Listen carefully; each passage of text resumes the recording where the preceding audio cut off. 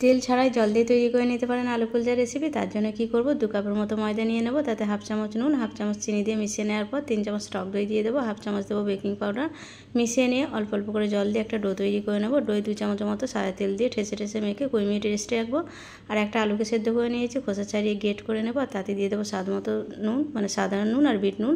একটা পেঁয়াজ কুচি মিহি করে কেটে, 1 চামচ আদা বাটা, 1 চামচ কাঁচা লঙ্কা বাটা, 1 চামচ ধনেপাতা কুচি, হাফ চামচ ভাজা জিরে মেখে নিয়ে সাইডে রেখে, এদিকে ময়দাটা সেট হয়ে গেছে। গোল গোল লেচি কেটে মাঝখানটা গর্তের মতো করে পুরটা দিয়ে মেখে নেব। মেখে আটা ছড়িয়ে একটু বেলে নিয়ে কালো জিরে ধনেপাতা কুচি ছড়িয়ে ভালোভাবে বেলে নেওয়ার পর গ্যাসের উপর প্যান বসিয়ে তাতে অল্প একটু জল দেবো। জলটা ফুটতে শুরু করলে কুলচাগুলো দিয়ে গ্যাস হিটটা হাই করে দিয়ে জলটা কমে আসা অবধি অপেক্ষা করব। কমে গেলে 2 থেকে 3 মিনিট লো হিটে এইরকম ফুলে যাওয়া অবধি অপেক্ষা করব। ফুলে যাওয়ার পর উপর থেকে বাটার কিংবা ঘি একটু ছড়িয়ে দিয়ে ব্রাশ করে নিয়ে উল্টে দেবো।